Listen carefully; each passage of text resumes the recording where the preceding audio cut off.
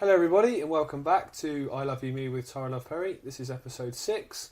Today we're going to look at step 5 on the 7 steps to transformational self-love. And this step is about love itself and is love everything. So welcome back. Hi. So, is love everything? I reckon. That's it. End of that. That's it, that's all that needs to be said. Yeah, loving everything is the key to everything. It's that simple. And I know people are like what? You know, the state of the world, the politics, the pain, the issues, blah, blah. There's so many. But remember when we were talking in the introduction to all of this about the nature of the universe and how it's in duality? Yep, so lightness and darkness. There's light and dark. Balance. There's light and dark in absolutely everything. And there's our perception of light and dark, good and evil, right and wrong. Right, male and female, that whole dualistic interpretation as well. There is the dualistic, and then there's our interpretation of it. Now, the dualistic nature of the universe, of creation, resistance and attraction and all these things, it actually comes from that one source, that one energy, one creator, right? The original breath, if you like. Yeah. That then divides into masculine and feminine so that we can have relationships, so that we can create, so that we can know that which we are not to understand that which we are. Right? That's where it all comes from. And that one nature, that one energy, for me, when I feel that, is exactly like unconditional love. And if you measure it, the vibration is that of unconditional love. If you measure it in, is it hertz or something that you measure energy? Yeah, hertz, gigahertz, that's the megahertz, one. Yeah. I'm not very scientific, so I don't fully understand that. But it's actually measured. It's exactly the same thing. So if everything is created from unconditional love, and unconditional being so pure like water, it's not like the big highs and the fireworks and the romance. Yeah. It's not, unconditional is just sweet, simple, pure, easy, drinkable, breathable. Do you know what I mean? It's just like breath, unconditional, right there. No conditions around breathing. So the essence of life itself and the essence of creation itself and source is that nature. And so underlying all of this duality is that one nature. So it's kind of intelligent to just, for us, in our perception of this duality, when we say there's black, there's white, there's dark, there's light, to also be able to say, and what's the way out of this endless cycle, this endless trap, this endless dualistic nature of shadow and light? It is to learn from breath, to learn from source, to master our own existence, to master our own perception, and understand that unconditional love is the basis of all of it, and come back to that. And to be able to genuinely, not fake spiritual bypass, oh, I just love everything, but to actually genuinely go to that which we perceive as dark, ugly, painful, wrong, terrifying, evil, right? And go to actually bring our consciousness, our humble heart, our pure love, and go and experience it from a place of love rather than a place of fear. So let's say I went to the deepest, darkest, most evil, satanic, nasty, horrible thing you could imagine, right? That's happening in the world or happening in a person, somebody that's been through hell. And I can say to that person, you know, actually, I'm really sorry what you've been through. Please forgive me that you've been through that. Obviously, it's going to be more in depth than this. Yes, of course. I'm doing the very short version. And that darkness in you that you perceive as evil and wrong and painful and terrible, I love you. And mean it not just like as a superficial sticking plaster, I love you, but genuinely from a true place, from unconditional love, from the unconditional love in me to the unconditional love in you, I love you.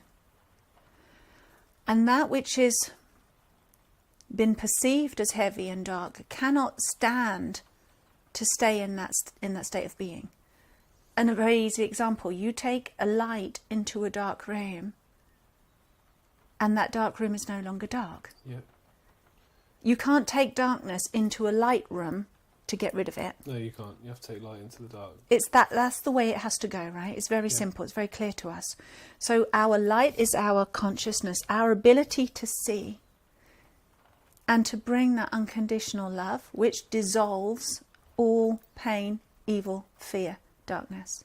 And I've done this with loads of people who've been, you know, terrorized by all kinds of entities, you know, even the devil in people, you know, people who have, devil in myself, the shadow in myself, the shadow in the world, the evil in the world, to, and this, it sounds unbelievable, I know, to a lot of people. That no, it can't be that simple.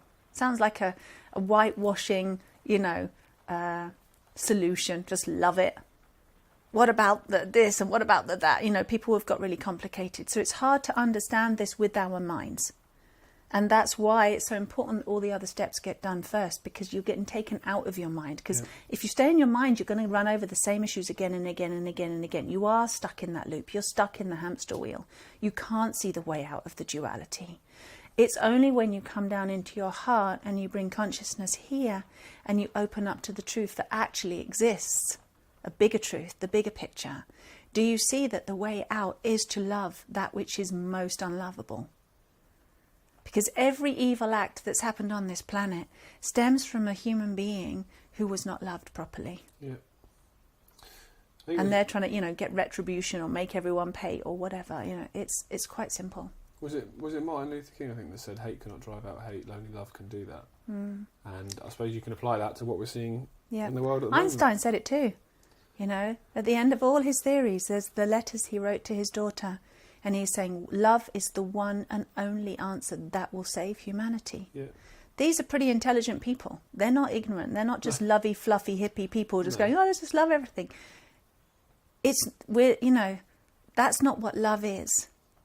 You know, just some fluffy, hippie, whitewashing, you know, spiritual bypass. Love is the most powerful force there actually is in this universe, period. And so if we want to actually bring the world back into harmony, we're going to have to face our own deepest, darkest shadows.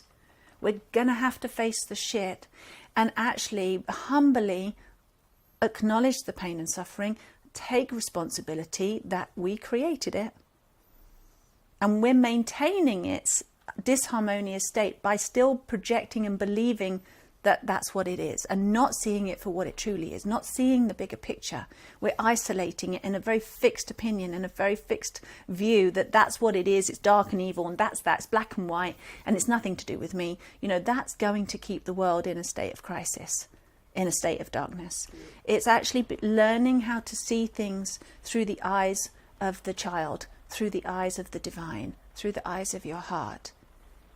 And understand actually every pain, every problem, every shadow, every evil in this world has something to do with each and every single one of us. Because we either perpetuate it by how we choose to perceive it, how we choose to speak about it, how we choose to act or react against it. We're perpetuating it. And we can take responsibility for that and transform it.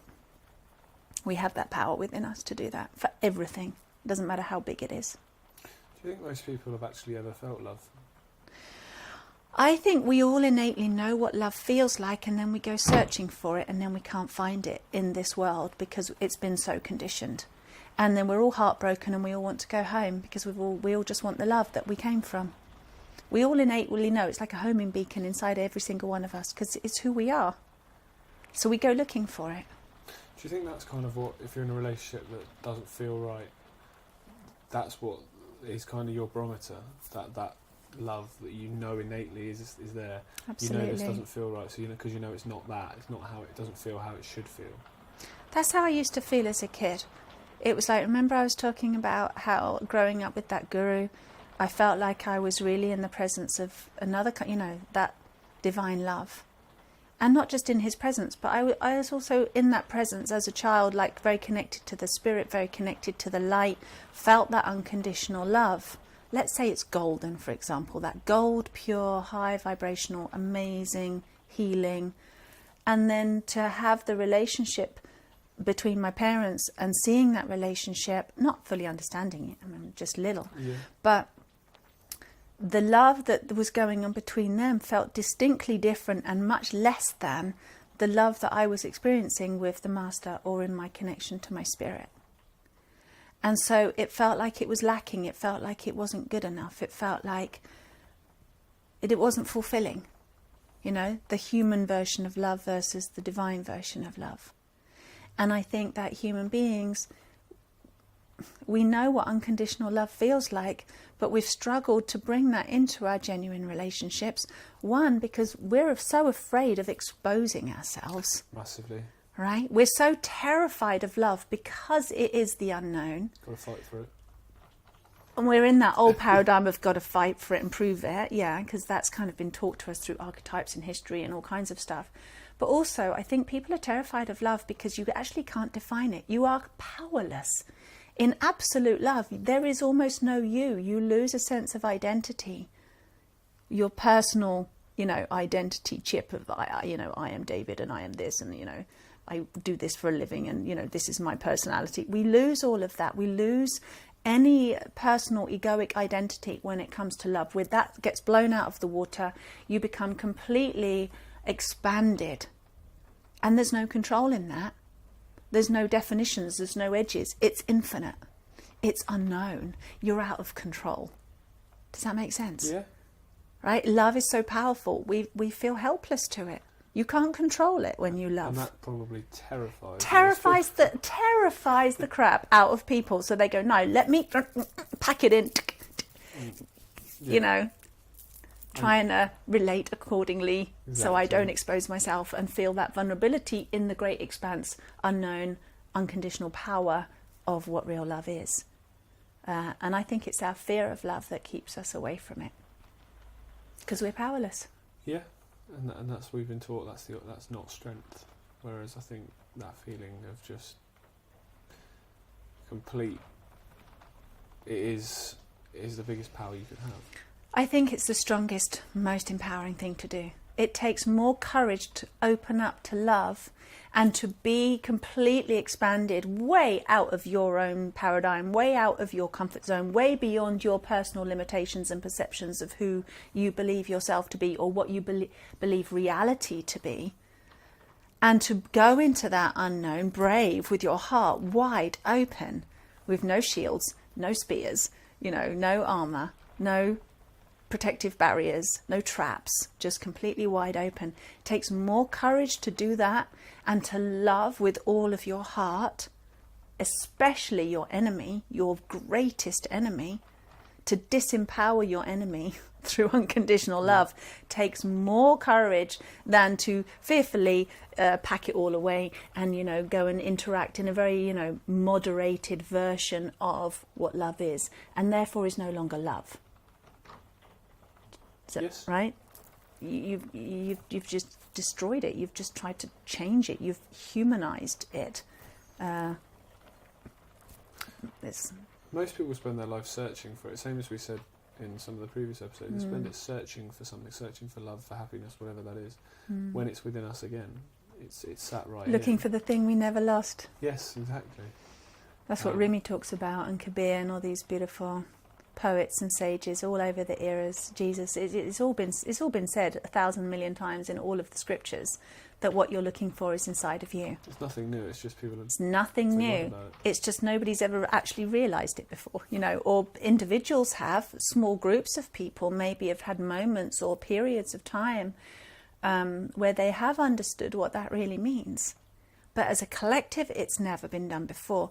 And that, to me, is the absolute answer for a transcendence of our, limited human nature to our expanded, unlimited potential of our human nature, to become real humans. Become superhuman. Well, yeah, I reckon compared to what we're living now, we would become superhuman. Because in love, we unlock all of our gifts and our powers. We suddenly have an unconditional relationship with ourselves. So everything is allowed. There's nothing to be ashamed of. And everything can fully come into fruition. Everything can fully blossom. Right? Everything has room to expand because you haven't got the control anymore. You've let go. Right? So everything can explode into its, fullest potential. That's quite something. And so that can seem like, oh yeah, that's a superhuman compared to what we are in our limited, crappy little versions. However, to me, that's just being a real human. That's just where it can begin. That's real humanity, real human being, just there, being the love that you are and have been designed to be, having the courage to be that, having the grace to be that, having the humility to get our own agenda and our own programming out of the way, because it literally is just a program. You can kind of unscrew it and just it's only programming. If you think of it like a computer, you don't need to get a new computer. You just take out the old program, clean it. It's going to work great, and then you can upload a new program. And so there are new programs, if you like, waiting for humanity to be upgraded with. But until we clean out all the junk, we're too full to get anything else. It's just going to, you're just going to be adding to the mess. It's going to get, any new program would get lost in the mess of the old program and the old system, right? So that's why we're needing this huge pause right now and a huge cleanup operation for everyone to realize the shit that we've got ourselves into on this planet and the personal responsibility that we have to take for that. It's press pause, have a cleanup, take out the old program of humanity. That is what's happening right now on a massive scale. And everyone's freaking out. And it's understandable because life as we know it is going to go. It has to go so that we can actually just come clear, come clean, come open, come humble. We don't know. Face our unknown, face ourselves for the first time. Clear, open, humble. Okay. Realize that we are the unconditional love. Realize that there's a much bigger picture happening that's way more powerful than us, way beyond us, our small comprehension, our very limited ability to be conscious so far. And allow life, right? Give control back, say, okay, I can't do this. I made a mess. Time for me to grow up. You show me. And let's learn from source. Let's learn from the unconditional energy that runs through us on a moment-to-moment, continuous, unconditional, never letting us down ever basis. It's always there, always the guide, always the teacher, waiting patiently for us to get with the program. And then the new updated software can be brought in and we'll be ready for it. I think people are innately terrified of change. That's probably why there's people are freaking out. But well, you can either be terrified of change and keep resisting it, or you can go down the pan of what will happen if you don't. Yeah, it gets forced upon you eventually. It will get worse in order to get better, because it is going to get better. It has to self-rectify. Like I said, that's the nature of the universe. It's just a matter of when. And we can get in our own way and make it harder, or we can just say, okay, you know what, now would be a good time. It's also, how bad does it need to get for people to realise that there's a problem? Exactly. Sometimes, it's going to need, take what we've got going on in the world at the moment. Sometimes, it might take military and people's streets for people to go, okay, this isn't right now. I mean, do you think do you find it frustrating and find it very much just like being in that kind of thing when you think, what you're talking about sounds so much more. It sounds very natural. It sounds very coming back to who you are, connecting with yourself to become a super version of yourself, or the real version of yourself, as you put it. And then on the flip side of that, you've got these what I'd consider quite crazy people that are wanting to put technology in your head to make you superhuman because we need to keep up with AI. We need to keep up with all that. When in truth, in order to fulfill your full potential, you actually do the opposite of that. You actually go back to what is already there. You don't need anything new. You need to just look at what you've already got and actually accept it and tap into it. But that's a lack mentality. That's a lack and fear consciousness. I don't have it, therefore, like, God didn't give it to me, the world hasn't given it to me, mum and dad haven't given it to me. It's the fear, it's the resentment, it's that the hatred of love, the hatred of humanity almost. And I think a lot of people wouldn't even realise that they're coming from that place of a deep fear and a deep hatred, because the world let them down so badly, mum and dad let them down so badly, love let them down so badly, or what was perceived to be, supposed to be love, let down so badly that they will go the exact opposite. And I hate love. Love isn't the answer. It is through my, crazy AI technology that we're going to get the answers, because that's the only way that people can see out. Because we still have to get out of this trap of duality. We have to get out of the cycle somehow. Yeah. Does that make sense? Yeah. And for people that have been so badly wounded, so badly betrayed, they won't want to go back to, I'll forgive my parents, or I will open up to love. It burned me too bad. To hell with that. That's for losers. That's not life. Life is about survival. Life is about fighting. Life is about, we have to create it. Life's a struggle. Life's a struggle. And it really comes from, I believe it comes from quite an unstable insanity, lack and fear-based mindset. It comes from that survival mindset. Us versus them. And I'm going to win. I have to win. I have to survive. And there can be genius in that. And of course, people who are creating the AI technology, absolute genius. Clever stuff, However, where is that ultimately going to take humanity? It's going to take us further away from being a human. But a lot of people want that because they're so damaged by what their experience of being a human has been. Yeah. So I can't, you can understand the trajectory of that. You can understand the whys behind it. And if that's what people want to choose, then who am I to stop them? Nobody can stop them.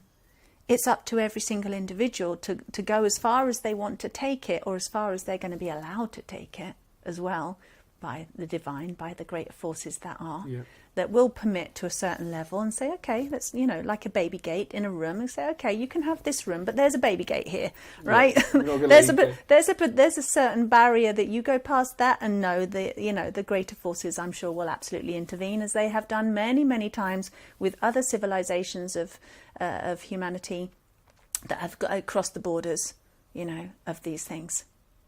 It doesn't bode well to keep going down that route, I don't think. But we push the boundaries, and that's what we do. Our childlike nature will always want to push the boundaries to see what we can get away with, Yeah. True. It's just part of our nature. So some people will do that, and we'll see how far it goes. In the last episode, you talked about being unlovable and feeling unlovable. I think that's probably something a lot of people feel, a lot of people I think deal with, everybody whether does, they to be admit it honest. to themselves or whether it's something that is gone. But doing the steps in the order, by the time you get to this step, in theory, if they've done it properly, they'll have connected with themselves, they'll have taken responsibility for what's happened in their life, and perhaps acknowledge that they feel unloved and why they feel unloved. And we're getting to the kind of the point now where they could do something about that, release that emotion, release that, so that they don't feel that way anymore, which would open up completely new avenues, wouldn't it? It completely changes everything. So if we go back to that energetic, this is forgiveness, the energy particles of what was this are still there, but they're like this, they're in a completely new form. They're going, wow, what next? What do you want to create next? It's been opened, now what? Yeah. And when you then bring in love, you choose love, I love you, and you say I love you to those energy particles, because that's all it is at the end of the day, then they become love. I love you. When somebody says I love you and you really receive it, how does that make you feel? It makes you feel very incredible when you receive it. It makes you feel... What more do you need? Completely disarmed. Yeah. Seen, met to your core, you're safe, you're warm. Anything is possible, right? When you feel really in a state of love, when you feel really loved, anything is possible. You could achieve anything in that place. So when we say to those energy particles in ourself or in another or in the world, anywhere, I love you, that energy is going, it's like, this is who I am in my fundamental nature, and I've been recognized, and I'm coming back to that which I truly am. I'm coming back into the harmonious vibration. True nature. Peace. No more fighting. Yeah. Nothing else to prove. No ego running. Mind just goes still. You're just in that beautiful space. Your beautiful heart energy. Heart is open. Kingdom of heaven, right? Kingdom of heaven is within. So simple. And so from that place, then you've got this beautiful harmonic energy. Now what do you want to do with it? And that's the next choice. So that's the next step. Yeah. Right. So love everything. Love everything. Would you be willing to love yourself enough to love the parts of you that don't feel lovable? To go and meet all those parts inside of you, all those little time capsules I talked about, and go and open the door and say, I'm sorry, little me, I've locked you in here since you were 4 years old and you had a horrible experience, and I'm sorry, please forgive me. I love you. Come out, come back to me.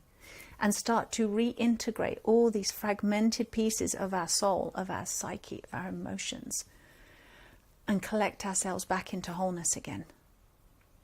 Save yourself. Save oneself. And it's as simple as being able to do it yourself. And it's so easy. Like when we break it down like this, it's like, whoa, that's deep. Yeah, that's a lot. And it is. It's profound and deep. And I've been teaching this since 2008, and I'm still learning. It still blows my mind. It's so profound. It's so powerful. And yet it's so simple. And it can be done in a few minutes. It doesn't take very long to say to someone, please forgive me, I'm sorry, I love you. No, it doesn't. It doesn't. Or say that to yourself, for it to completely flip a whole situation that was completely going south to, oh, a whole new possibility is available. A whole new program, a whole new reality can be installed here, or can be opened up to. It's a bit of a no-brainer. Fear or love? Who wouldn't want to do that? Yeah, be afraid of the dark side or just love it and dissolve it. Do you ever see, what's it called, The Wizard of Oz? No, I've not seen that. It's a classical. That's because you're so young. I'm No, I'm not very good with films. I remember seeing it on telly a long time ago, the original one with Judy Garland in. Right. And The Wizard of Oz, there's a part where there's this wicked witch from the West. And Judy Garland kills her by chucking a bucket of water over her. I think it's Dorothy that throws the water over her. And the water is her weakness. This wicked witch of the West, the water is her weakness. And the moment that she has a bucket of water thrown over her, she completely dissolves, and there's the black cape and the black hat left on the floor, you know, smoking. And love just does that to the darkness. I love that. That's an analogy that always comes into my head because it struck me when I was a little kid. You could get rid of evil just like that. Yes, just like that. You just throw a bucket of love on it. And it's not evil anymore. It can't be. It cannot sustain. And that's the planet we live in, sadly. But it's time to do something about it. Yeah, and it's the humility required. You know, it says in the Bible something about having the heart of a child to enter the kingdom of heaven. And we, all of us, have an unconditional, innate ability to love and forgive inside of us. We all have. We could do it as children, just like that. Didn't need a big explanation. We would forgive just like that. We would love just like that. Yeah, and your emotions were very like that. You didn't hang on to things. If you got upset, you didn't stay upset. You didn't sit on something and mope around all day, did you? You just got on with it. Within 5 minutes of crying, you'd be playing. You know, whereas now, when we grow up, we're conditioned. We hold on to things. We resent things. We don't get over things quickly. But that nature to forgive and to love unconditionally never went anywhere.